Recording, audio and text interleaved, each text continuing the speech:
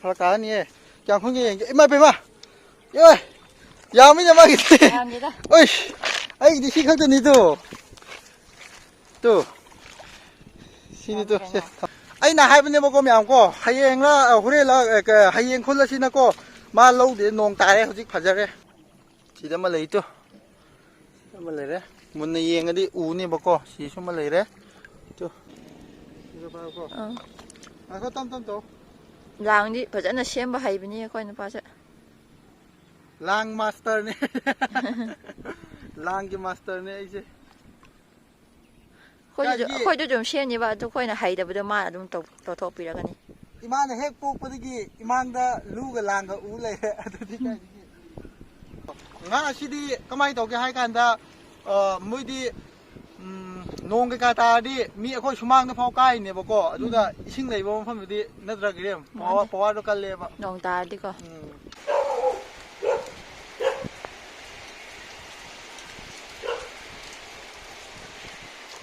ahal mamakda ibani ki video sipu yeng biri ba ahal laman isini na khwai pun mapu ahal mamakda ibani na ikok na khramjari mayam ngasi ki video si kamai to ga habam tamda gairim na ai ji tumba hawalak pune ko tharoi khulu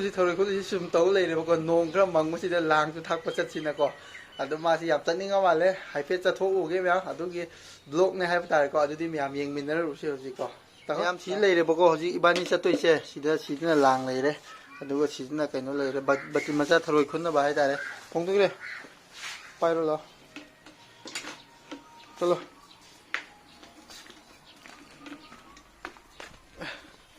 ma se ayuk ki ngasi si chak ka sing dan thong do ga ko ma se chaning man ba gi hai ba tare ko numai taw le re ba ko hojik se ai gi isan bi se ka ri chena doi na khang dre to sida lam hiela le re ba ko si se kaino su taw da ba mabok su lei da ba ko hojik se sida chiel lai resu hojik che ai isan bi se mabok hoi da hai pe thilam ge ba ko mabok su leite taw se duna taw sinar ga thorok pani ba ko ma pharak ta ba okay bo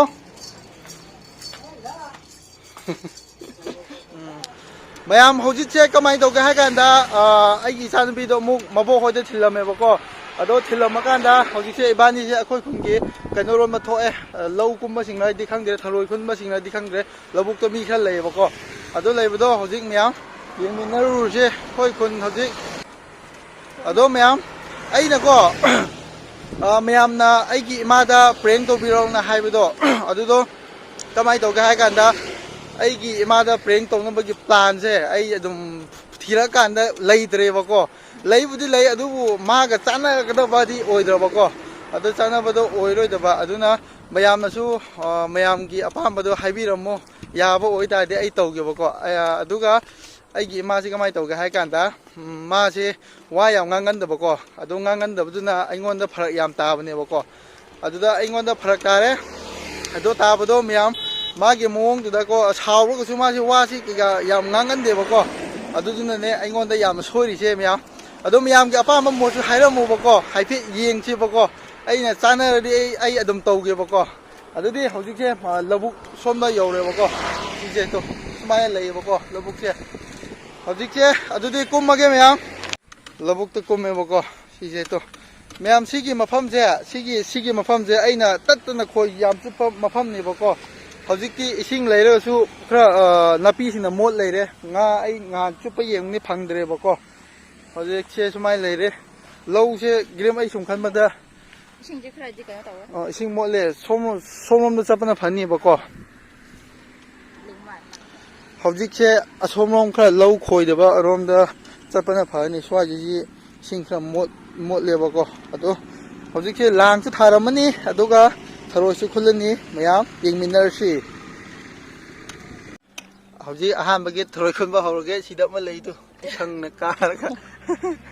hojik ahan ba ge tharoi khun ba hogre sida dum ta ba si yai da khoi mun na yeng adi ko swai se adu dum khun ba horo ne de la ko ma si yeng si mya ai na ga sai tum ba lei ne ba ko adu tum ba lei bu ma na as tharoi khun ba chal si na ko sum to lei ba adu ai hagat la ga thora ba tum ba ga ya de mya nong si tu phajana mang ni tu myam tu ꯁꯨꯃꯥꯏꯅ ꯃꯪꯉ ꯂꯩ ꯅꯣꯡꯁꯦ ꯋꯦꯗꯔꯁꯦ ꯑꯃꯨꯛ ꯅꯣꯡ ꯆꯨꯔꯛꯇꯧ ꯃꯥꯜꯂꯦ ꯑꯗꯨꯅ ꯂꯥꯡꯁꯨ ꯄꯨꯔꯦ ꯑꯗꯨꯒ ꯂꯥꯡꯁꯨ ꯊꯥꯛꯑꯝꯒꯦ ꯍꯧꯖꯤꯛꯁꯦ ꯃꯌꯥꯝ ꯍꯧꯖꯤꯛꯁꯦ ꯉꯁꯥꯏ ꯏꯕꯥꯅꯤꯅ ꯑꯍꯥꯟꯕ ꯀꯨꯝꯕꯗꯣ ꯃꯤ ꯂꯧ ꯈꯣꯏꯗꯣꯛꯂꯝꯕ ꯃꯥꯜꯂꯦꯕꯀꯣ ꯑꯗꯨ ꯊꯔꯣꯏ ꯃꯁꯛ ꯎꯗ꯭ꯔꯦꯕꯀꯣ ꯑꯗꯨ ꯁꯤ ꯂꯧꯕꯨꯛ ꯈꯣꯏꯗꯕ ꯃꯐꯝꯗ ꯑꯣꯏꯅ ꯍꯧꯖꯤꯛꯁꯦ ꯈꯨꯟꯗꯣꯏꯅꯦꯕꯀꯣ ꯏꯕꯥꯅꯤꯁꯦꯀꯣ ꯍꯧꯖꯤꯛ ꯁꯤꯗ ꯌꯦꯡꯃꯤꯟꯅꯔꯁꯤ ꯁ꯭ꯋꯥꯏꯗ ꯑꯗꯨꯝ ꯍꯧꯔꯒꯦ ꯃꯌꯥꯝ ꯈꯨꯟꯕꯁꯦ ꯁꯤꯗ ꯑꯃ ꯇꯥ ꯂꯩꯔꯤꯗꯣ ꯆꯨꯝ ꯌꯥꯗꯣ ꯁꯦ ꯁꯤꯗ ꯂꯩꯔꯤꯗꯣ ꯀꯌꯥꯝ ꯌꯥꯝꯒꯦ ꯅꯪ ꯉꯁꯥꯏ ꯈꯜꯂꯛꯄꯗꯣ ꯁꯤꯃꯨꯛꯇꯤ ꯈꯨꯜꯂꯦ ꯃꯌꯥꯝ ꯆꯔꯥꯗꯤ ꯐꯥꯅꯦꯕꯀꯣ ꯑꯩꯈꯣꯏ ꯃꯤ ꯌꯥꯝꯗꯕꯅꯤꯅꯀꯣ ꯑꯗꯨꯒ ꯑꯩꯅ ꯍꯧꯖꯤꯛ ꯑꯃꯨꯛ ꯂꯥꯡ ꯊꯥꯛꯄꯤꯔꯝꯃꯅꯤ ꯁꯨꯃꯥꯏꯅ ꯊꯔꯣꯏꯒꯨꯝꯕꯁꯦ ꯑꯩꯈꯣꯏꯒꯤꯗꯤ ꯁꯕꯖꯦꯛꯅꯦꯕ ꯑꯩ ꯁꯨꯝ ꯚꯤꯗꯤꯑꯣ ꯅꯝꯃꯒꯀꯣ ꯊꯔꯣꯏ ꯈꯨꯟꯕꯗꯨꯗꯤ ꯉꯝꯃꯔꯣꯏꯒꯦꯔꯦ ꯍꯥ ꯃꯨꯟꯅ ꯌꯦꯡꯉꯣ ꯃꯨꯟꯅ ꯌꯦꯡꯗꯤ ꯊꯣꯛꯇꯣꯏꯅꯦꯕꯀꯣ ꯑꯗꯨꯗꯤ ꯃꯌꯥꯝ ꯍꯧꯖꯤꯛꯁꯦ ꯑꯩ ꯊꯔꯣꯏ ꯈꯨꯟꯕꯒꯤ ꯚꯤꯗꯤꯑꯣꯁꯦ ꯁꯨꯝ ꯃꯅꯤꯡꯂꯣꯝꯗ ꯁꯨꯝ ꯍꯥꯏꯐꯦꯠ ꯎꯔꯛꯀꯦꯕꯀꯣ ꯀꯌꯥꯃꯨꯛ ꯇꯥꯒꯦ ꯍꯥꯏꯕꯗꯣ ꯃꯌꯥꯝ ꯌꯦꯡꯁꯦꯕꯀꯣ ꯑꯗꯨꯗꯤ ꯃꯌꯥꯝ ꯌꯦꯡꯃꯤꯟꯅꯔꯁꯤ ꯁꯤꯗ ꯑꯃ ꯂꯩꯇꯣ ꯑꯃ ꯂꯩꯔꯦ ꯃꯨꯟꯅ ꯌꯦꯡꯉꯗꯤ ꯎꯅꯦꯕꯀꯣ ꯁꯤꯁꯨ ꯑꯃ ꯂꯩꯔꯦ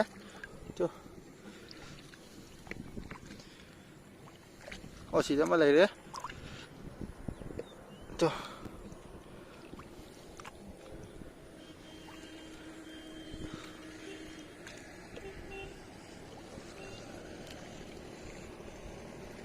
ꯑꯣ ꯁꯤꯗ ꯑꯃ ꯂꯩꯔꯦ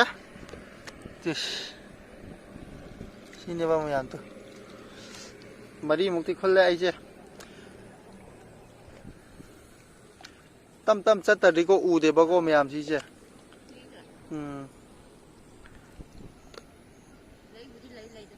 ꯇꯨ ꯁꯤꯗ ꯂꯩꯔꯦꯀꯣ ꯇꯨ ꯁꯤꯗ ꯑꯃꯁꯨ ꯂꯩꯔꯤ ꯇꯨ ꯁꯤꯗ ꯑꯃ ꯂꯩꯔꯤ ꯁꯤꯗ ꯑꯃ ꯂꯩꯔꯦ ꯁꯤꯁꯨ ꯑꯃ ꯂꯩꯔꯦ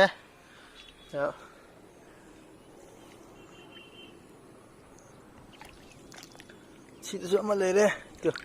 ꯁꯤꯁꯨ ꯑꯃ ꯂꯩꯔꯤ ꯂꯩꯕꯥꯛ ꯃꯆꯨꯒ ꯆꯞ ꯃꯥꯟꯅꯩ ꯃꯤꯠꯁꯤꯡꯗꯗꯤ ꯃꯥꯡꯒꯅꯤ ꯁꯤꯁꯦ ꯑꯩꯈꯣꯏ ꯏꯃꯥꯅꯒꯀꯣ ꯃꯌꯥꯝ ꯑꯩꯈꯣꯏ ꯏꯃꯥꯅꯒꯀꯣ ꯊꯔꯣꯏ ꯈꯨꯟꯕ ꯆꯠꯄꯁꯤꯗꯤ ꯑꯆꯧꯕ ꯉꯥꯛꯇ ꯈꯨꯜꯂꯛꯑꯦꯕꯀꯣ ꯑꯗꯨꯒ ꯃꯆꯥꯗꯤ ꯈꯨꯜꯂꯛꯇꯦꯕꯀோ ꯍꯥꯏꯕꯗꯤ ꯃꯥꯗꯤ ꯃꯃꯤꯠꯇꯣ ꯈꯔ ꯎꯗꯕꯅꯤꯅ ꯍꯥꯏꯇꯥꯔꯦ ꯃꯆꯥꯒꯨꯝꯕꯗꯤ ꯈꯨꯟꯕ ꯐꯪꯗꯕ ꯃꯥꯅ ꯈꯨꯜꯂꯛꯄ ꯊꯔꯣꯏꯁꯤ ꯌꯥꯝꯗꯤ ꯌꯥꯝꯗꯦ ꯑꯗꯨꯕꯨ ꯌꯥꯝꯗ꯭ꯔꯁꯨ ꯑꯆꯧꯕꯅ ꯑꯅꯝꯕꯅ ꯑꯣꯏꯕ ꯖꯥꯠꯇꯣ ꯑꯗꯨꯃꯥꯏꯅ ꯉꯥꯛꯇ ꯇꯧꯋꯦꯕꯀꯣ ꯃꯌꯥꯝ ꯀꯣ ꯑꯗꯨꯗꯤ ꯃꯊꯪ ꯌꯦꯡꯃꯤꯟꯅꯔꯁꯤ ꯃꯌꯥꯝ ꯍꯧꯖꯤꯛ ꯑꯗꯨꯗꯤ ꯃꯌꯥꯝ ꯍꯧꯖꯤꯛꯁꯦ ꯀꯃꯥꯏꯅ ꯇꯧꯒꯦ ꯍꯥꯏ ꯀꯥꯟꯗ ꯑꯩꯒꯤ ꯅꯨꯄꯤ ꯑꯥꯗ ꯂꯩꯔꯤꯗꯣ ꯈꯩꯡ ꯄꯥꯏꯔꯦ ꯑꯩꯒꯤ ꯅꯨꯄꯤ ꯃꯅꯥꯛꯇ ꯂꯥꯛꯑꯒ ꯍꯧꯖꯤꯛꯁꯦ ꯋꯥꯍꯪ ꯄꯥꯎꯍꯪ ꯈꯔ ꯆꯠꯊꯁꯤꯕꯀꯣ ꯃꯌꯥꯝꯅꯀꯣ ꯀꯃꯥꯏ ꯇꯧꯔꯤꯒꯦ ꯍꯥꯏꯕꯗꯣ ꯑꯗꯣ ꯃꯌꯥꯝ ꯍꯧꯖꯤꯛ ꯂꯥꯛꯑꯣ ꯆꯠꯂꯨꯔꯁꯦ ꯑꯣ ꯏꯕꯦꯝꯃꯣ ꯁꯨꯃꯥꯏꯅ ꯊꯔꯣꯏ ꯈꯨꯟꯕꯁꯦ ꯅꯨꯡꯉꯥꯏꯕ꯭ꯔꯣ ꯑꯁꯤꯒ ꯑꯩꯒꯤ ꯍꯦꯛ ꯏꯅꯥꯛꯇ ꯂꯥꯛꯄꯗ ꯑꯩꯒꯤꯗꯣ ꯃꯌꯥꯝ ꯁꯤ ꯂꯩꯔꯤꯗꯣ ꯃꯥꯗꯤ ꯌꯥꯝ ꯈꯨꯜꯂꯝꯃꯦ ꯑꯁꯤꯒꯀꯣ ꯊꯔꯣꯏ ꯈꯨꯟꯕ ꯀꯌꯥꯃꯨꯛ ꯆꯠꯄꯅꯣ ꯑꯩꯒꯤ ꯍꯦꯛ ꯏꯅꯥꯛꯇ ꯂꯥꯛꯄ ꯀꯥꯟꯗꯒꯤ ꯌꯥꯝꯃꯦꯗ ꯍꯥꯏꯗꯤ ꯀꯩꯅꯣ ꯑꯉꯥꯡ ꯍꯥꯏꯁꯤꯕꯣ ꯑꯣꯏꯔꯤꯉꯩꯗꯀꯣ ꯑꯉꯥꯡ ꯍꯥꯏꯕꯨ ꯂꯩꯗꯅ ꯈꯔ ꯃꯄꯨꯡ ꯐꯥꯔꯛꯄ ꯑꯉꯥꯡ ꯀꯩꯅꯣ ꯇꯧꯔꯒ ꯑꯗꯨꯒ ꯃꯇꯝ ꯌꯥꯝ ꯆꯠꯂꯛꯑꯦꯕ ꯏꯄꯥꯝ ꯂꯩꯔꯤꯀꯥꯟꯗꯀꯣ ꯏꯄꯥꯝ ꯑꯩꯅ ꯍꯥꯏꯕꯗꯤꯀꯣ ꯎꯝ ꯑꯁꯤꯗ ꯑꯩꯉꯣꯟꯗ ꯍꯦꯛ ꯌꯨꯝ ꯄꯥꯜꯂꯛꯄꯗꯒꯤ ꯀꯌꯥꯃꯨꯛ ꯁꯨꯔꯒꯦ ꯍꯥꯏꯕ ꯂꯧꯕꯨꯛꯇ ꯊꯔꯣꯏ ꯀꯨꯝꯕ ꯆꯠꯄꯁꯦ ꯑꯍꯥꯟꯕꯗꯀꯣ ꯆꯍꯤ ꯀꯌꯥ ꯁꯨꯔꯦ ꯅꯪ ꯑꯩꯒꯤ ꯏꯅꯥꯛꯇ ꯂꯩꯕ 3 ꯑꯗꯨꯋꯥꯏꯀꯣ ꯆꯍꯤ 3 ꯐꯥꯔꯕꯅꯦ ꯐꯥꯔꯝꯅꯤꯗ 5 ꯐꯥꯔꯝꯅꯤꯗ 5 ꯏꯆꯥ ꯅꯨꯄꯤꯐꯥꯎ ꯆꯍꯤ 2 ꯍꯦꯜꯂꯦꯍꯦ ꯍꯣꯏ ꯑꯩ ꯈꯪꯗꯦ ꯐꯔꯦꯕꯀꯣ 5 ꯍꯥꯏꯔꯁꯨ ꯌꯥꯔꯦꯕꯀꯣ ꯆꯍꯤ 5 ꯂꯩꯕꯁꯦ ꯊꯔꯣꯏ ꯀꯌꯥꯃꯨꯛ ꯈꯨꯟꯕ ꯆꯠꯂꯦ ꯍꯥꯏꯕ ꯑꯩꯈꯣꯏ ꯈꯨꯟꯗ ꯍꯦꯛ ꯂꯥꯛꯄꯗ ꯅꯪꯅ ꯁꯤꯗ ꯂꯥꯛꯄꯒꯗꯤ ꯍꯦꯛ ꯆꯠꯂꯛꯄ ꯅꯍꯥꯟꯅ 2 ꯑꯣꯏꯔꯝꯅꯤ 2 ꯈꯛꯇ ꯉꯥꯏꯔꯤ 2 ꯈꯛꯇ ꯉꯥꯏꯔꯤꯕ ꯑꯗꯣ ꯅꯪꯅꯀꯣ ꯑꯩ ꯀꯩꯅꯣꯝ ꯌꯦꯡꯒꯦ ꯀꯩꯅꯣꯝ ꯁꯣꯝ ꯌꯦꯡꯉꯣ ꯅꯪꯅ ꯑꯁꯣꯝꯗ ꯍꯦꯛ ꯆꯠꯀꯦꯅ ꯄꯥꯠ ꯍꯥꯏꯕꯗꯣ ꯑꯝꯇ ꯄꯨꯕꯤꯌꯨ ꯍꯥꯏꯕꯗꯣ ꯑꯩꯅ ꯑꯁꯣꯝ ꯂꯣꯝꯗꯅꯦꯕꯀꯣ ꯑꯁꯣꯝꯗ ꯃꯤ ꯑꯃ ꯇꯋꯥꯔꯒ ꯌꯥꯝ ꯈꯨꯜꯂꯤꯁꯦ ꯑꯁꯤꯗꯅꯦꯕꯀோ ꯑꯗꯨꯅ ꯅꯣꯡꯃ ꯃꯇꯥꯡ ꯆꯥꯕ ꯅꯨꯃꯤꯠꯇꯁꯨ ꯀꯣ ꯑꯗꯣꯝꯗ ꯆꯠꯂꯁꯦꯕꯀꯣ ꯑꯗꯣ ꯑꯩꯅ ꯅꯪꯅ ꯍꯥꯏꯔꯛꯄꯗꯣ ꯀꯨꯏꯔꯦꯅꯀꯣ ꯍꯧꯖꯤꯛ ꯑꯉꯥꯡꯐꯥꯎ ꯆꯥꯎꯔꯦ ꯅꯪ ꯍꯥꯏꯕꯗꯣ ꯑꯗꯣ ꯑꯩ ꯅꯣꯡꯃ ꯐꯖꯅ ꯄꯨꯕꯤꯔꯒꯦ ꯊꯝꯕꯥꯜꯒꯨꯝꯕ ꯊꯝꯆꯦꯠꯀꯨꯝꯕ ꯍꯧꯕ ꯃꯇꯝ ꯐꯖꯕ ꯃꯇꯝꯗꯣ ꯑꯗꯨꯗ ꯑꯩꯅ ꯁꯣꯏꯗꯅ ꯄꯨꯕꯤꯒꯅꯦꯕꯀꯣ ꯅꯪ ꯑꯩꯅ ꯀꯔꯤꯁꯨ ꯍꯦꯛ ꯈꯟꯒꯅꯨ ꯂꯥꯛꯄꯗꯒꯤ ꯑꯝꯐꯥꯎ ꯄꯨꯕꯤꯗ꯭ꯔꯤ ꯏꯅꯛ ꯅꯛꯅ ꯊꯝꯕꯥꯜ ꯀꯔꯤ ꯀꯔꯥ ꯊꯝꯆꯦꯠ ꯀꯔꯤ ꯀꯔꯥ ꯍꯧꯕ ꯃꯐꯝꯗꯣ ꯄꯥꯠꯇꯣ ꯀꯩꯕ ꯃꯃꯤꯡꯗ ปาดนี่ฉลัมไพฉลามพายจะอัมโบจัตรีไอ้มาน่ะแม่แฮกหลักผมจำได้กี่ปูบีให้เป็นยังบ่ก็ไอ้เนี่ยชูปูบีแต่ว่าให้ไปแต่ไอ้ปูบีนิ่งแต่บ่ดีนะแต่บ่ก็ยามรู้นะคันที่รู้แต่บ่โตทับกะกะชูสัตว์รู้นี่น่ะไอ้ที่มาพมชูกันยังเต่านี่นะก็ฮะมาพมชูกันยังเต่านี่น่ะปาดมาพมชูครับลุยนะให้บ่ก็ด้วยน่ะไล่พมกุมบ่ชูครับพลักใจนะก็ไอ้น่ะอ่างๆกะอันนั้นน่ะเฮาสิเชอีบานี่น่ะก็แม่ยามก็ระบบตะกุมมากะให้ปลาช้าเลยแม่ยามสิถ้ารวยคนก็บล็อกตัวเลยระบบตะกุมมากะบล็อกตัวตัวเลยเนี่ยเฮาสิเชอันนี้แม่ยามsumwari watai sum sa kun minnar ge aduga horen haife ing minnar shi tharoi che chara phadong mandre ibani che ha kra kun ye mayam throi se mayam tharoi che hana kra khul lage aduga horen muk ai lang thak pa khop pa ko aduma aduda muk ing minnar shi mayam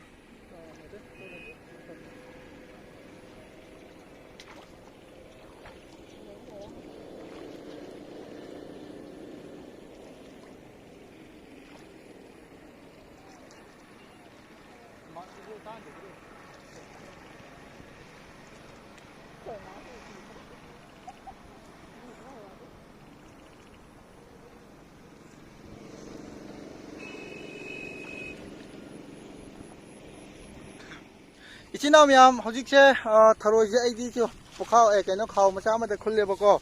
지제 마디 아솜다 콜리버고 아도 허직체 아이제 땡라버니나 농제 망실레 랑제 하나 탁도게 아도 랑 탁고 로르바 마뚱다 어묵 케케노 하이브도 냠 잉민너시 अस नोंग तारक माले फजाने हजि मयाम मादी सिदको कनो तौ लेरेबको थरोय खुल लेरेबको rim नोंग तारे हे नोंग तारे लांग थाक ने Puri phone Chola दि फरका नि क्या खुंगे ये इमा बेमा ये यामी ने मागी ओइ आई दि सिखक नि तो सिनि तो से थमो जो नंग नि यामी कइनो स्मा खुन म याम हाइरमिना ngथाय ngमुदु काइ नान थोखगेนั่นทุกแร่โอ้นั่งใครแต่งงนกรกไปยาวด้วยพามียาวด้วยบ่นั่งงนกรกจะมาหาจะเคยนี่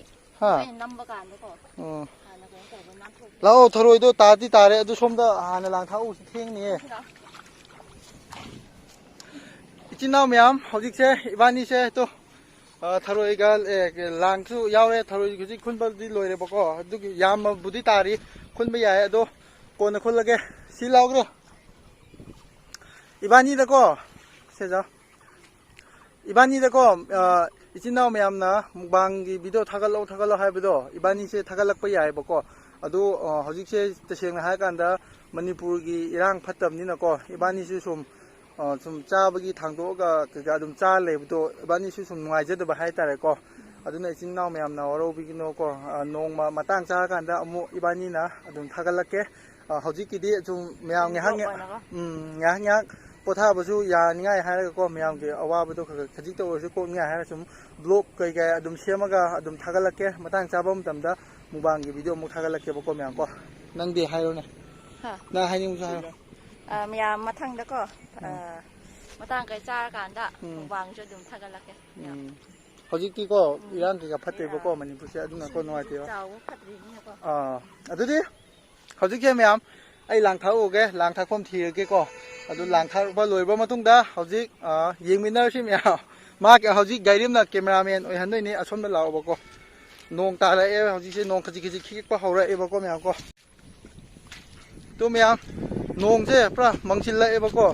hojik se lobuk su low khoina pa hawro ba timing ni na ko hojik se phrak tai lang ki ga thak pu ko adu na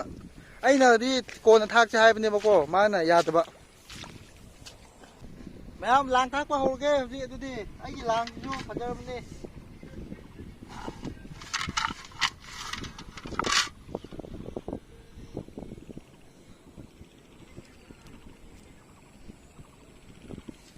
लायो रे बा लांग आके म्याम नोंग ताबियो को कोई नंगसी लांग थाक बा नुमसे नोंग नुमदांग दा नोंग खा ता दि को nga kha dum brai ba nong tar da di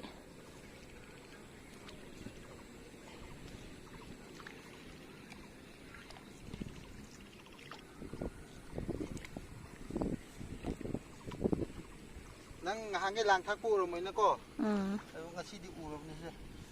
ꯁꯨꯃꯥꯏꯅ ꯇꯧꯔ ꯂꯣꯏꯔꯦ ꯉꯁꯤꯗꯤ ꯃꯥꯜꯂꯦ ꯏꯕꯦꯝꯃ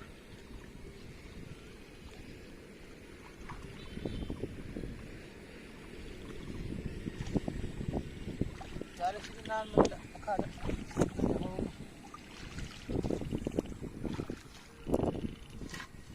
ꯃꯌꯥꯝ ꯃꯊꯪ ꯑꯃꯨꯛ ꯊꯤꯔꯨꯒꯅꯤ ꯍꯥ ꯃꯊꯪ ꯑꯃꯨꯛ ꯊꯤꯔꯨꯗꯣꯏ ꯅꯠꯇ꯭ꯔꯣ ꯑꯗꯨ ꯁꯤ ꯊꯔꯣꯏꯗꯣ ꯄꯥꯏꯔꯣ ꯐꯝꯃ ꯆꯠꯂꯁꯤ ꯊꯔꯣꯏꯗꯨ ꯁꯤ ꯕꯟꯇꯤ ꯑꯃꯗꯤ ꯐꯥꯅꯤ ꯑꯩꯈꯣꯏ ꯑꯅꯤꯒꯤ ꯌꯥꯝ ꯇꯨ ꯑꯁ ꯂꯤꯟꯗ ꯇꯨ ꯀꯤꯕꯨ ꯀꯤ ꯍꯥꯏꯕꯟꯗꯤ ꯀꯦꯃꯦꯔꯥꯗ ꯃꯤꯒꯤ ꯂꯧ ꯄꯟꯅꯦꯕꯀꯣ ꯑꯗꯨꯅ ꯊꯦꯡꯅꯔꯕꯅꯤꯅ ꯃꯈꯥꯔꯣꯝꯗꯗꯤ ꯀꯨꯝꯕꯒꯨꯝꯁꯦ ꯁ꯭ꯋꯥꯏꯗꯒꯨꯝꯕ ꯑꯔꯩ ꯑꯔꯩꯕꯗꯣ ꯑꯗꯨꯗ ꯊꯥꯛꯑꯝꯃꯁꯦꯕ ꯍꯧꯖꯤꯛꯇꯤꯀꯣ ꯃꯤꯒꯤ ꯂꯧ ꯃꯌꯥꯝ ꯑꯃ ꯈꯣꯏꯅꯔꯤꯕꯅꯤ나 ꯃꯤ 이싱 ꯇꯨꯡꯁꯤꯟꯅꯕ ꯃꯇꯝꯅꯦꯕ ꯂꯥꯛꯑꯣ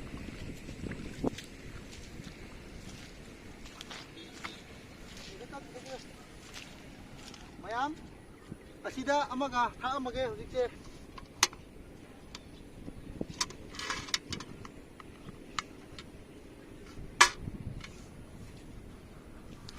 ꯑꯁꯤꯁꯦ ꯂꯥꯡ ꯅꯝꯕꯔ 25ꯅꯦꯕꯀꯣ 35 ꯀꯨꯝꯕꯗꯣ ꯈꯔ ꯌꯥꯝꯅ ꯂꯩꯔꯤ ꯐꯒꯗꯕꯅꯦ ꯑꯩꯅ 25 ꯀꯨꯝꯕ ꯁꯤꯖꯤꯟꯅꯔꯦꯕ ꯀꯩꯅꯣꯅꯦ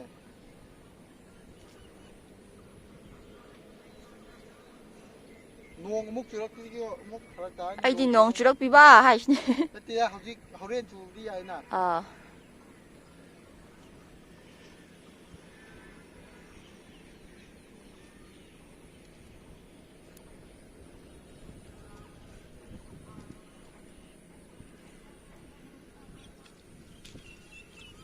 nga thubiba uruko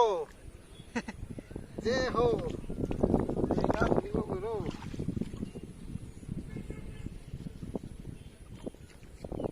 oi hamoi oi ma da ꯑꯩ ꯍꯣꯔꯦꯟ ꯅꯨꯡꯗꯥꯡꯗ ꯂꯥꯏ ꯐꯖꯅ ꯈꯨꯔꯨꯝꯅꯤ ꯅꯣꯡ ꯇꯥꯕꯤꯅꯕ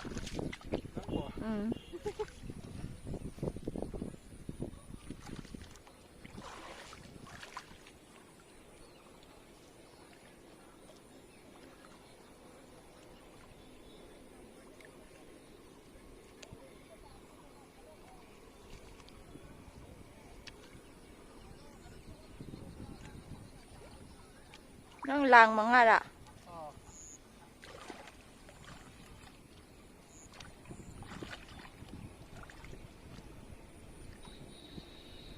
ꯐꯖꯅ ꯇꯧꯔꯝꯃꯣꯀꯣ ꯊꯨꯅꯕ ꯑꯁ ꯉꯍꯥꯟꯒꯤꯗꯣ ꯊꯔꯣꯏ ꯃꯌꯥꯝꯗꯣ ꯑꯁ ꯕꯨꯛꯕꯥꯟ ꯇꯧ ꯌꯥꯕꯅꯤꯀꯣ ꯄꯥꯝꯃꯨꯏ ꯑꯗꯨ ꯃꯇꯝꯗ ꯅꯦꯠꯁꯨ ꯊꯤꯡꯕ ꯅꯠꯇ꯭ꯔꯣ 이랑도 좀 ꯇꯧ ꯂꯩꯕꯅꯤꯅ ꯂꯥꯎ ꯑꯗꯨꯗꯤ ꯃꯌꯥꯝ ꯁꯤꯗ ꯑꯃꯁꯨ ꯊꯥꯛꯄ ꯂꯣꯏꯔꯦ ꯑꯅꯤ ꯊꯥꯛꯈ꯭ꯔꯦ ꯑꯁꯣꯝꯗ ꯍꯥ ꯑꯅꯤꯗꯤ ꯊꯥꯛꯈ꯭ꯔꯦꯀꯣ ꯂꯥꯡ ꯑꯅꯤ ꯊꯥꯛ ꯑꯍꯨꯝꯇ ꯉꯥꯏꯔꯦ ꯑꯁꯣꯝꯗ ꯁꯤꯗ ꯂꯥꯎ ꯌꯥꯝ ꯃꯐꯝꯃꯨꯛ ꯊꯤꯔꯨꯈꯤꯒꯦ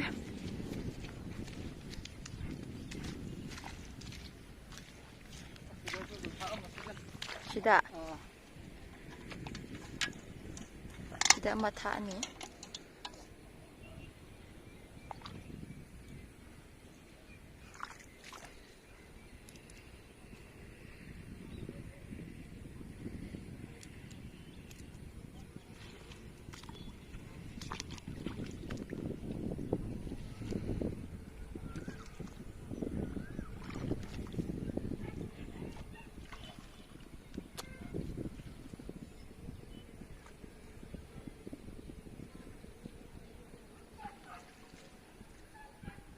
ꯊꯔꯣꯏꯁꯤꯀꯣ ꯅꯨꯡꯊꯤꯟ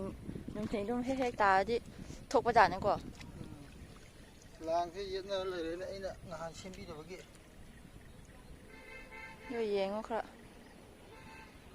ꯉꯁꯥꯏ ꯏꯕꯥꯅꯤ ꯍꯥꯟꯅ ꯑꯃꯨꯛ ꯐꯥꯛꯇꯣꯛꯑꯒ ꯌꯦꯡꯍꯧꯅꯤ ꯐꯥꯗꯧꯕ ꯊꯦꯡꯒꯗꯕ ꯁꯦꯝꯕ ꯂꯩꯔꯤ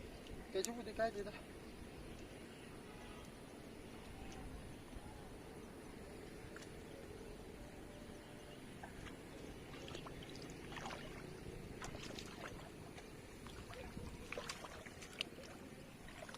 ꯉꯥꯃꯨꯛꯇꯤ ꯉꯥ ꯌꯥꯝ ꯐꯥꯈ꯭ꯔꯦꯀꯣ ꯃꯌꯥꯝ ꯀꯣ ꯉꯥꯃꯨꯛ ꯑꯍꯥꯟꯕ ꯅꯣꯡ ꯆꯨꯔꯛꯄ ꯍꯧꯕꯒꯤ ꯇꯥꯏꯃꯤꯡꯗꯣ ꯃꯌꯥꯝ ꯑꯗꯨꯗꯗꯤ ꯉꯥꯁꯦ ꯃꯌꯥꯝ ꯑꯃ ꯍꯥꯟꯅ ꯐꯥꯈ꯭ꯔꯕꯅꯤ ꯑꯗꯨꯕꯨ ꯊꯨꯗꯣꯏꯔꯥ ꯊꯨꯔꯣꯏꯗꯣꯏꯔꯥ ꯈꯪꯗ꯭ꯔꯦ ꯍꯣꯔꯦꯟ ꯍꯌꯦꯡ ꯊꯨꯔꯀꯥꯟꯗ ꯈꯪꯒꯅꯤ ꯃꯌꯥꯝ ꯑꯗꯨꯗꯤ ꯁꯣꯝꯗꯁꯨ ꯑꯁꯤꯗꯤ ꯄꯜꯂꯤ ꯊꯤꯡꯉꯤꯅꯦ ꯆꯔꯥ ꯑꯃ ꯐꯥꯗꯤ ꯌꯥꯔꯦꯗ ꯁꯣꯝꯗꯁꯦꯀꯣ ꯏꯁꯤꯡ ꯐꯥꯠꯂꯝꯕꯁꯨ ꯌꯥꯏꯑꯕꯀꯣ ꯑꯗꯨ ꯑꯣꯏꯔꯁꯨ ꯁꯣꯝꯗ ꯁꯤ ꯄꯜꯂꯤꯗ ꯆꯠꯄꯗ ꯅꯨꯡꯉꯥꯏꯇꯕ ꯄꯜꯂꯤ ꯊꯤꯡꯕꯅꯤꯅ ꯃꯈꯥ ꯆꯠꯄꯗꯤ ꯌꯥꯏꯑꯕꯀꯣ ꯆꯠꯒꯨꯝꯁꯤ ꯑꯁꯣꯝꯗ ꯑꯣꯏ ꯆꯠꯁꯤ ꯅꯍꯥꯟ ꯆꯠꯀꯦꯔꯥ ꯀꯤꯂꯣ ꯃꯌꯥꯝ ꯑꯩꯅ ꯒꯥꯏꯔꯤꯝꯁꯦ ꯂꯥꯡ ꯊꯥꯛꯄ ꯉꯍꯥꯟꯈꯩꯁꯨ ꯃꯥꯁꯨ ꯑꯗꯨꯝ ꯌꯦꯡꯅꯤꯡꯕꯅꯦꯕꯀꯣ ꯃꯥꯁꯦꯀꯣ ꯂꯥꯡ ꯀꯩꯀꯥ ꯊꯥꯛꯄꯁꯤꯀꯣ ꯅꯪ ꯌꯦꯡꯅꯤꯡꯉꯦ ꯍꯥꯏꯕꯗꯣ ꯃꯥꯅ ꯂꯥꯡꯗꯣ ꯀꯃꯥꯏꯅ ꯊꯥꯛꯄꯅꯣ ꯉꯥꯗꯣ ꯀꯃꯥꯏꯅ ꯂꯥꯛꯑꯒ ꯊꯨꯕꯅꯣ ꯌꯦꯡꯅꯤꯡ ꯈꯣꯠꯅꯤꯡ ꯍꯥꯏꯔꯤꯅꯤ ꯑꯗꯣ ꯉꯁꯤꯗꯤ ꯎꯍꯟꯕꯤꯔꯦ ꯑꯗꯨꯒ ꯍꯧꯖꯤꯛꯁꯦ ꯀꯃꯥꯏꯅ ꯇꯧꯒꯦ ꯍꯥꯏ ꯀꯥꯟꯗ ꯂꯥꯡ ꯑꯅꯤꯃꯨꯛꯇ ꯉꯥꯏꯔꯦ ꯉꯥꯏꯈꯣꯍꯦ ꯑꯩ ꯉꯁꯥꯏ ꯊꯥꯛꯈꯤꯕ ꯃꯐꯝꯗꯣ ꯀꯥꯎꯅꯤꯀꯣ ꯚꯤꯗꯤꯑꯣ ꯅꯝꯃꯤꯉꯩꯗ ꯑꯁꯤꯗ ꯑꯃ ꯑꯅꯤ ꯑꯍꯨꯝꯗꯤ ꯂꯩꯔꯦꯕꯀꯣ ꯌꯥꯝ ꯃꯐꯝ ꯑꯃꯨꯛ ꯀꯥꯎ ꯍꯌꯦꯡꯉꯣ ꯑꯗꯨꯅꯦ ꯂꯥꯛꯑꯣ ꯍꯣꯏ ꯑꯗꯨꯗꯤ ꯑꯁꯤ ꯑꯃꯨꯛ ꯊꯥꯔꯨꯔꯁꯤ ꯑꯗꯨꯒ ꯃꯌꯥꯝ ꯌꯨꯝꯗ ꯀꯥꯔꯁꯤ ꯃꯌꯥꯝ ꯁꯤꯗ ꯏꯁꯤꯡ ꯈꯔ ꯆꯦꯜꯂꯝꯃꯦꯕꯀꯣ ꯑꯗꯨ ꯁꯤꯗ ꯑꯣꯏꯅ ꯊꯥꯛꯑꯝꯃꯒꯦꯕꯀꯣ ꯏꯁꯤꯡꯗꯤ ꯌꯥꯝꯅ ꯂꯩꯇꯦ ꯑꯗꯨ ꯗꯥꯎ ꯌꯦꯡꯉꯒ ꯍꯌꯦꯡ ꯀꯃꯥꯏꯅ ꯇꯧꯖꯥꯠꯅꯣ ꯍꯥꯏꯗꯣ 이싱 ꯌꯥꯝ ꯂꯩꯇ꯭ꯔꯁꯨ ꯅꯣꯡ ꯇꯥꯔꯗꯤꯀꯣ hãy subscribe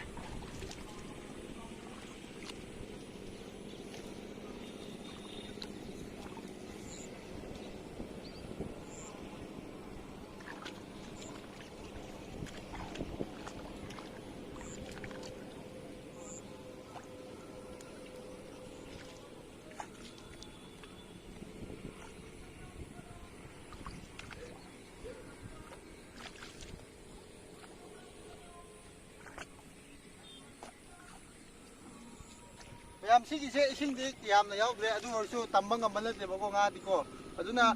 ꯏꯁꯤꯡꯗꯣ ꯂꯩꯕꯨꯗꯤ ꯂꯩꯌꯦ ꯑꯗꯨ ꯊꯥꯛꯄꯤꯕ ꯌꯥꯏꯕꯀꯣ ꯃꯤ ꯏꯁꯤꯡ ꯊꯤꯡꯕꯗꯣ ꯑꯗꯨ ꯐꯠꯊꯔꯗꯤ ꯍꯌꯦꯡ ꯃꯤꯁꯨ ꯅꯨꯡꯉꯥꯏꯔꯣꯏꯕꯀꯣ ꯑꯗꯨꯅ 이싱 ꯃꯇꯣꯝꯗ ꯆꯦꯜꯂꯝꯕ ꯃꯐꯝꯗꯣ ꯑꯗꯨꯗ ꯑꯣꯏꯅ ꯊꯥꯛꯑꯦꯕꯀꯣ ꯊꯨꯕ ꯊꯨꯗꯕꯗꯤ ꯈꯪꯗ꯭ꯔꯦ ꯂꯥꯛꯑꯣ ꯑꯃꯈꯛꯇ ꯉꯥꯏꯔꯦ 이제 엄마나 까이다 못 튀. 엄마나 까이다 못 튀도이노. ꯃꯌꯥꯝ ꯀꯩꯅꯣꯁꯤꯡꯁꯦ ꯚ꯭ꯌꯨꯁꯤꯡꯁꯦ ꯍꯥꯏꯐꯦꯠ ꯌꯦꯡꯕꯗꯣ ꯁꯨꯃꯥꯏꯅ ꯂꯩꯔꯦꯕꯀꯣ ꯅꯣꯡꯁꯤꯁꯨ ꯄꯨꯔꯥ ꯀꯩꯅꯣ ꯇꯧꯈ꯭ꯔꯦ ꯃꯪꯖꯤꯟꯈ꯭ꯔꯦ ꯁꯟꯙ꯭ꯌꯥꯅ ꯌꯥꯆꯪꯁꯨ ꯅꯨꯃꯤꯠꯁꯨ ꯁꯟꯙ꯭ꯌꯥ ꯌꯥꯆꯪꯈ꯭ꯔꯦ ꯌꯥꯆꯪꯕ ꯍꯥꯏꯕꯗꯣ ꯑꯣꯏꯈ꯭ꯔꯦ ꯍꯧꯖꯤꯛ ꯅꯣꯡ ꯈꯖꯤꯛ ꯈꯖꯤꯛ ꯇꯥꯔꯛꯑꯦꯕꯀꯣ ꯁꯣꯝꯗ ꯑꯣꯏꯅ ꯆꯠꯒꯦ ꯂꯥꯡ ꯑꯃꯈꯛꯇ ꯉꯥꯏꯔꯦ ꯑꯁꯤ ꯊꯥꯛꯄ ꯂꯣꯏꯔꯀꯥꯟꯗ ꯍꯧꯖꯤꯛ ꯂꯣꯏꯔꯦꯕꯀꯣ ꯑꯁꯤꯅ ꯂꯥꯁꯅꯦ ꯃꯌꯥꯝ ꯅꯣꯡꯁꯦ ꯈꯤꯇꯪ ꯅꯣꯡ ꯇꯥꯕ ꯍꯧꯔꯦ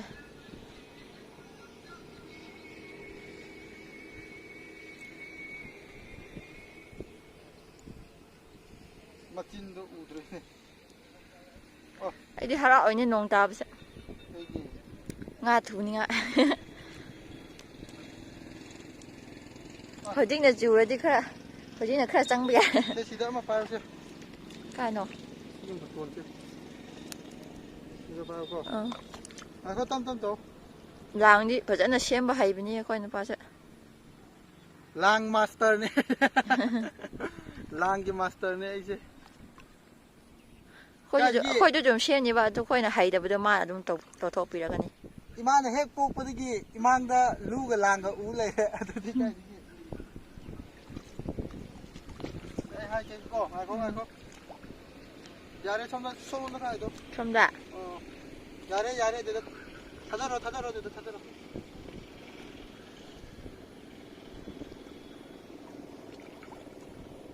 ꯊꯨꯕ ꯊꯨꯗꯕ ꯈꯪꯗ꯭ꯔꯦ ꯃꯌꯥꯝ ꯌꯦꯡꯃꯤꯟꯅꯔꯁꯤ ꯍꯌꯦꯡ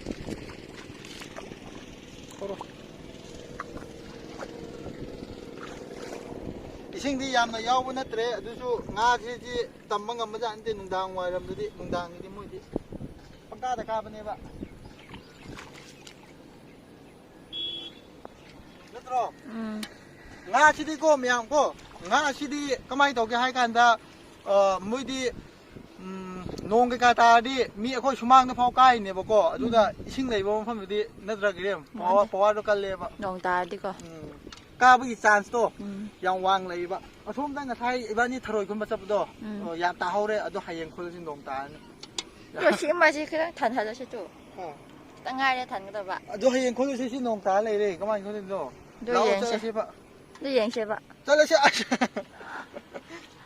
ꯆꯠꯂꯁꯦꯕ ꯉꯥꯏꯍꯥꯛ ꯌꯦꯡꯁꯤꯁꯦ ꯍꯥ ꯉꯥꯏꯍꯥꯛ ꯌꯦꯡꯁꯤꯕ ꯑꯣ ꯈꯨꯟꯒꯨꯝꯁꯤ ꯅꯣꯡ ꯇꯥꯔꯦꯃꯦ ꯇꯜꯂꯦꯕ ꯑꯩ ꯂꯥꯎ ꯆꯠꯂꯁꯤ ꯁꯤ ꯌꯥꯝꯃꯕꯨ ꯈꯨꯅꯤꯡꯉꯤꯔꯕ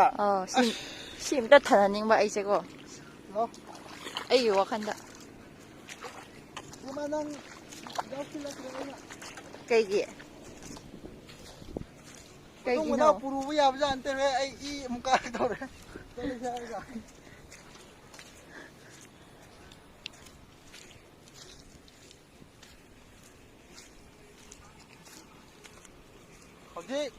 ꯍꯧꯖꯤꯛ ꯃꯥꯁꯦ ꯊꯔꯣꯏꯗꯣ ꯄꯨꯔꯥ ꯈꯨꯅꯤꯡ ꯑꯃ ꯃꯥꯜꯂꯦꯕꯀꯣ ꯁꯤꯒꯤ ꯂꯝꯕꯤꯗ꯭ꯔꯣ ꯅꯪ ꯈꯪꯕꯗꯣ ꯈꯪꯗꯦ ꯑꯩꯗꯤ ꯑꯃꯨꯛ ꯀꯥꯎꯈ꯭ꯔꯦꯗ ꯂꯣꯏ ꯃꯥꯟꯅꯕꯅꯤꯅ ꯌꯥꯝꯅ ꯈꯨꯅꯤꯡ ꯃꯥꯜꯂꯦ ꯑꯗꯣ ꯈꯨꯟꯍꯜꯂꯒꯦ ꯃꯌꯥꯝ ꯑꯩꯅ ꯍꯥꯏꯕꯅꯦꯕꯀꯣ ꯃꯌꯥꯝꯀꯣ ꯍꯌꯦꯡꯂ ꯍꯣꯔꯦꯟꯂ ꯍꯌꯦꯡ ꯈꯨꯜꯂꯁꯤꯅꯀꯣ ꯃꯥ ꯂꯧꯗꯦ ꯅꯣꯡ ꯇꯥꯔꯦ ꯍꯧꯖꯤꯛ ꯐꯖꯔꯦ ꯂꯥꯛꯑꯣ ꯆꯦꯜꯂꯣ ꯑꯁ ꯑꯩꯗꯤ ꯑꯇꯩꯒꯤ ꯄꯥꯈꯠꯄ ꯅꯠꯇꯕꯀꯣ ꯑꯁꯤꯒꯤ ꯑꯩꯒꯤ ꯀꯦꯃꯦꯔꯥꯁꯦ ꯑꯩ ꯀꯦꯃꯦꯔꯥ ꯆꯣꯛꯈ꯭ꯔꯗꯤ ꯐꯖꯔꯦ ꯂꯥꯛꯑꯣꯍꯦ ꯊꯨꯔꯣ ꯍꯌꯦꯡ ꯉꯥ ꯊꯨꯕ ꯑꯣꯏꯔꯣꯀꯣ ꯑꯩꯒꯤ ꯂꯥꯡ ꯃꯐꯝ ꯌꯧꯔꯦ ꯂꯤꯟ ꯂꯩꯈ꯭ꯔꯦ ꯂꯥꯛꯑꯣ ꯅꯣꯡ ꯇꯨꯔꯤꯗꯣ ꯃꯌꯥꯝ ꯇꯨ ꯐꯖꯔꯅꯤ ꯍꯧꯖꯤꯛ ꯃꯌꯥꯝ ꯏꯕꯥꯅꯤꯁꯦ ꯀꯥꯈꯠꯂꯛꯑꯦ ꯇꯣ ꯉꯁꯥꯏꯒꯤ ꯃꯐꯝꯗꯣ ꯅꯣꯡ ꯆꯨꯕ ꯍꯧꯔꯦ ꯑꯗꯨꯅ ꯁꯤꯗ ꯆꯠ ꯂꯩꯔꯦꯕꯀꯣ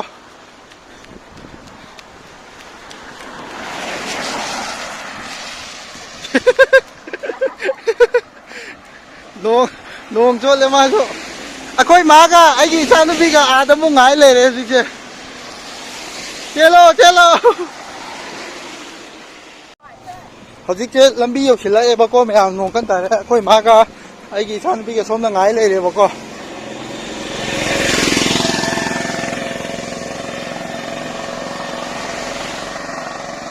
ꯁꯤꯗ ꯂꯦꯞꯄ ꯉꯥꯏ ꯂꯩꯔꯤꯗꯣ ꯃꯁꯛꯁꯤꯡ ꯂꯣꯏꯔꯦ ꯃꯌꯥꯝ ꯌꯨꯝ ꯆꯪꯉꯒꯦ ꯍꯣꯔꯦꯟ ꯎꯍꯜꯂꯛꯑꯒꯦ ꯑꯃꯨꯛ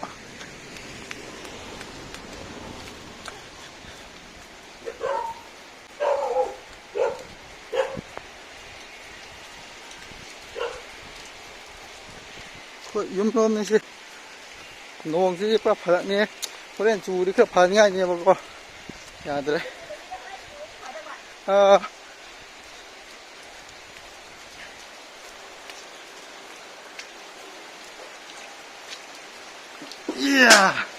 yum yau래 통화도 yum yau래 mèo hồi chiếc xe santi rất tài vào cô batin macha mà đi khole ko mèo to yes yes batin macha mà xí mà đi khole mèo nang chakri to budi ne ai na ngatan na cha ja ga ya to budi mayam ngasai tharoido tu khoi ma cha ma lei tu yenge ma amta thangalo swai mukti khunba ngami tu myam ko swai mukti khunba ngame khoi ma na cha ma lei mayam hoji ibani se yum yaure ba ko ase lagre ibani se hoji se yum yaure myam aduna tharoi khunba su ngasi gi blog ri sumaina tawraga loisilase myam ado mathang nungai nungai ba blog ai semma ngamba ojage myam na nungsi bidana nanau ai gi ibani gi channel si buko like share subscribe tawira muko nang sai ba like share subscribe tawira mu ya ado kamai to ga